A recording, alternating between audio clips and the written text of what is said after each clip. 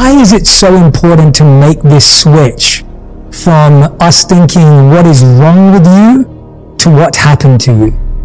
Well, let me answer that, because I first came across this question, what happened to you, when I was doing an interview with Dr. Bruce Perry a couple of years ago for 60 Minutes story I was doing. Now, I've known Dr. Perry for over 30 years. I first started interviewing him in the early 90s, late 80s, early 90s on the Oprah show, when we were talking about raising children and how important it is those first 0 to 6 years. So I've been hearing about what it means to nurture and support the brain early on. It wasn't until that conversation a couple of years ago, I don't know whether, I think it's because of where I was in my life at the time. I opened a school in South Africa. I've had these wonderful, brilliant girls who come from traumatic backgrounds grow up and have really serious mental health issues. And I was trying to, at the time, figure out, what are we doing wrong at our school? Something's really wrong here. And in that interview with Dr. Perry, he said, you know, most people ask the question when kids are not behaving the way you want them to behave, of what's wrong with them. We really should be asking about what's happened to you. And something went, in my brain. It was like a major moment, like I got it in a way that I hadn't received it before. And I realized that it's not just for children that you ask that question, but it's really everybody. And that moment, Bruce, as I've said to you many times, Dr. Perry, changed the way I saw my relationships, how I saw my own life, how I interacted with people, and even in politics, where it was so crazy in the past 4 years, and everybody's always talking about what's wrong.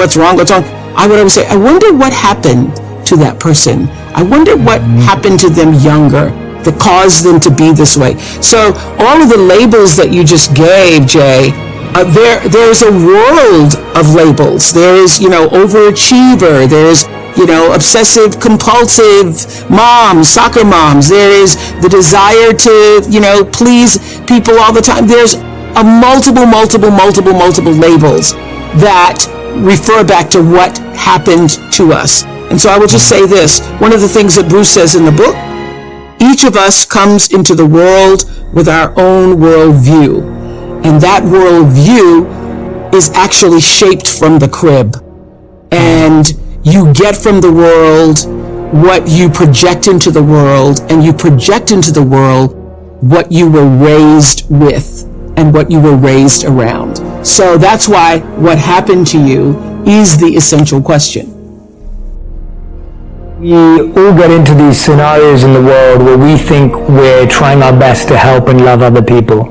So I think the majority of people feel like they give more than they get. And I think anyone who's an empath or feels like they care for others will feel, I give out so much love, but I don't get as much back. And that's how I felt sometimes in the ashram. Now, the interesting thing is that I'd forgotten lesson number 1 in the ashram. And the first lesson in the ashram was, this is a hospital. There are doctors and patients. But remember, the doctors are also patients. And sometimes the patients may teach the doctors. But remember that we're all in the same space in this hospital where everyone is going through a process of purification. So that was very clear. The ashram was not meant to be heaven. It wasn't meant to be this idyllic place where everyone was perfectly zen and calm. It was a place where you had to learn to develop that even amongst the challenges that were there, just like in reality. So I'd forgotten that, and I was going, well, I'm giving out lots of love and no one's giving me any love. And it was really emotional for me because I just felt like I was investing in people and helping people and supporting people. And I'll never forget that conversation. And even till this day, it's become one of those conversations that stays with me and I remind myself of regularly, hence I put it in the book. The monk said to me, he said, just as there are people that you love and don't love you back, there are people in your life that are investing in you and loving you that you've forgotten about. And it was one of those like stop moments of just, is that true? And I would encourage everyone who's listening and watching right now to really think about that. Think about that person you've been chasing, whether it's a friend, a potential boyfriend or girlfriend, a potential husband or wife, or whatever it may be, your job. And then ask yourself, has someone ever chased you in life? Or has someone ever pursued you in life? Or has someone ever tried to love you in life and you didn't even give them a time of day? The answer is true. I can agree with it. I can completely agree with that. There are people in my life who have done more for me than I could even begin to try and do. And that isn't just parents and family members. I'm talking about people professionally that I just can't repay. And so he spoke about it as a theme called the circle of love, that you will always get the love you give out, you will always get it back. Or whatever you give out, you will always get it back. You just won't get it back from the same people you give it to. And that was really fascinating to me because I also realized that I may have caused hurt to people and they may not have hurt me back. But I've received hurt from people that I never hurt. And so it works both ways, both with hurt and love. And when you see it on both ends, and that's ultimately karma in a tiny nutshell, it's completely grounding in saying, yeah, let me take a real look at my life and where those blind spots are about who I'm not being grateful to, who I'm missing, who I'm not expressing thanks to. The here and now, that's an expression that's achieved an almost, cult-like status in our lexicon. But as in any case, when phrases are used and overused in a culture, sometimes they tend to lose their influence and their impact. And people just sort of toss about the here and the now as a reference in time without actually considering, I think, the magnitude of what those words really represent. Today, right now, I want to share with you somebody who has helped me, along with millions of other people, to really understand just why that phrase, the here and particularly the now, is not only vital, but is really all that there is. My guest today should be called, I guess, the father of the now, because Eckhart Tolle is widely recognized as one of the most original and inspiring spiritual teachers of our time. I personally think that you are a prophet, Mr. Tolle, and I was first introduced to your teachings back in the year 2000. Actress Meg Ryan was on my show and she told me about this book. We were in a commercial break. I don't even know how the subject came up, but she mentioned the power of now and how it was really having a big impact on her life. And so I went right out and I got the book right away. And I put it in my magazine as on the old list. And I think I even listed as a favorite thing for Christmas for all of our viewers. The Power of Now, A Guide to Spiritual Enlightenment, would have to be one of the most transformative books in my life. It's always by my bedside, no matter where I am. I carry it with me. Well, I was so moved in the book when you said, in the very beginning of the book, you said, 29 years old, having pondered suicide, you were thinking this, quote, I cannot live with myself any longer. This was the thought that kept repeating itself in my mind. And then suddenly I became aware of what a peculiar thought that was. Am I one or two? If I cannot live with myself, there must be two of me, the I and the self that I cannot live with. Maybe, I thought, only one of them is real. I love this because it's really one of the first times I thought, yeah, that's right. When you say, I'm going to tell myself something, who is the I and who is the self? That's the fundamental question, is it not? Yes, that's right.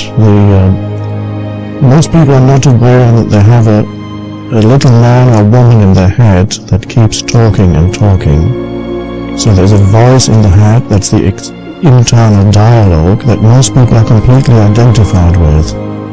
And in my case, and in many people's case, the voice in the head is a predominantly unhappy one. So there's an enormous amount of unhappiness that is continuously generated by this unconscious internal dialogue. And at that moment, that night, a separation occurred inside me between the voice, which is the incessant stream of thinking, and the sense of self that had become identified with that voice in the head, and a deeper sense of self that I later recognized as essentially consciousness itself, rather than something that consciousness had become through thinking.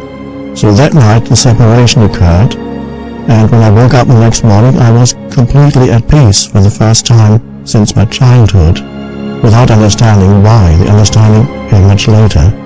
So the important point here is that it's essential for people to become aware that their thought processes and the sense of self that is derived from their thinking, which includes, of course, all one's memories, all one's conditioning, one's sense of self is a conceptual one that is derived from the past. So all the stream of thinking really is a form of conditioning of the past. It's essential for people to recognize that this voice is going on inside them incessantly, and it's always a breakthrough when people for the first time realize, here's my thinking, here are all the habitual thoughts that I've been having, repetitive thoughts, very often recurring negative thoughts, and they suddenly realize, and here I am knowing that these thoughts are going through my head. So the identification is suddenly broken, and that is for many people the first real spiritual breakthrough. Spiritual, as I see it, is not believing in this or that, but it's stepping out of identification with a stream of thinking. So you suddenly find there's another dimension deeper than thinking inside you. I sometimes call that stillness. It's an aware presence, just that. It's nothing to do with past or future, and that we could call also, it's like waking up. That's why traditionally in many spiritual traditions they use the term awakening. So many people will tell you, well, what do you mean awakening? I'm awake already. But what is meant by awakening is that you wake up out of the stream of thinking, and when you wake up you become present. A completely different dimension of consciousness is suddenly there. Well, I recall in Stillness Speaks, you talk about the awareness. Stillness Speaks, the book Stillness Speaks is all about that awareness. Yes. And I love the line where you say, once you recognize, I'm paraphrasing of course, that voice, and that you are the observer of that voice, that very awareness is you. That's right.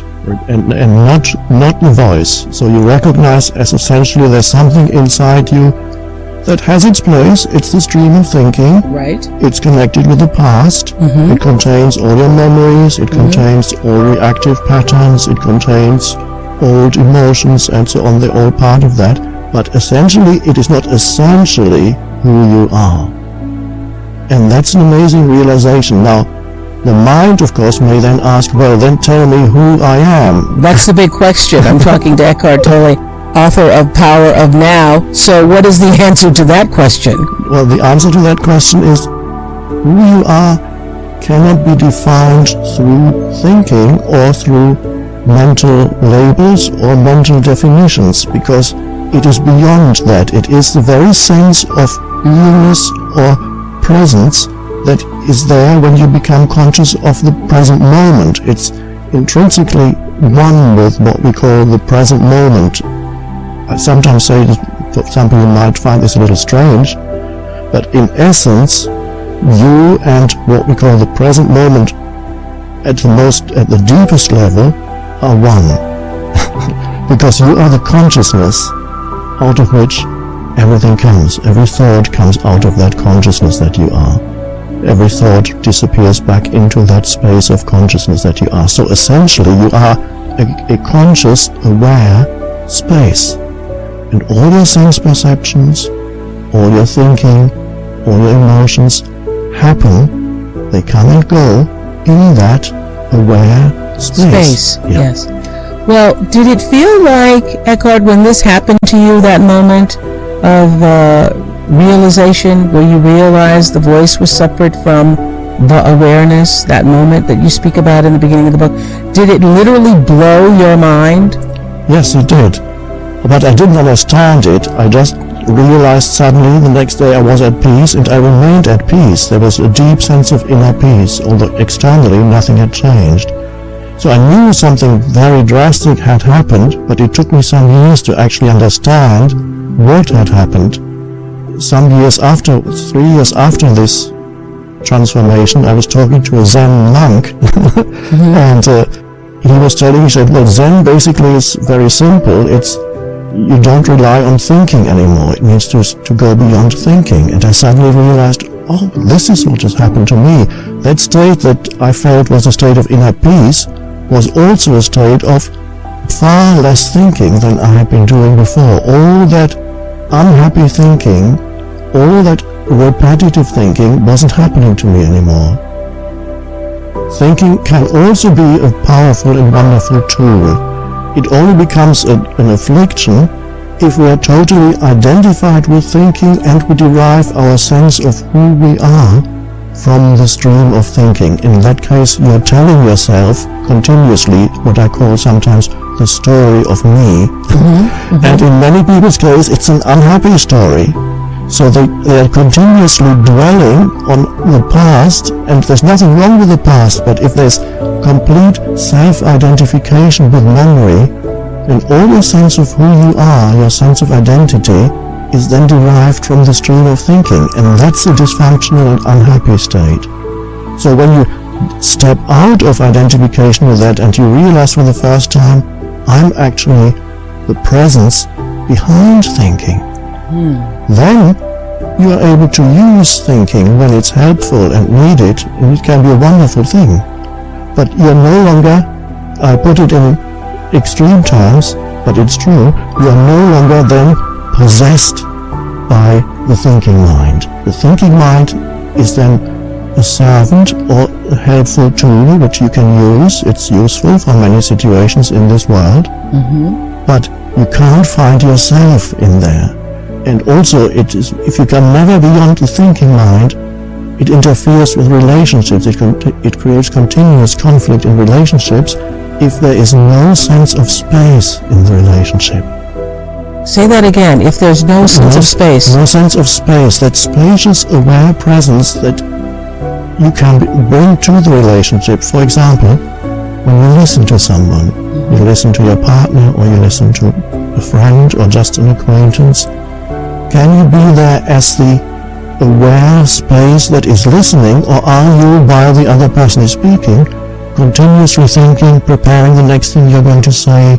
Are you judging and evaluating what you're hearing? Are you just interested in your own aims and purposes? Or can you be there as the space for the other person? And I would say that's the greatest gift you can give a person. It is especially important for parents and children, but also very important in intimate relationships. Can you be there as the space, the aware, conscious space for the other person? For example, while you listen to the other person, can you listen in that simple state of alertness in which you're not judging what you're listening to? You're then there as a presence rather than as a person.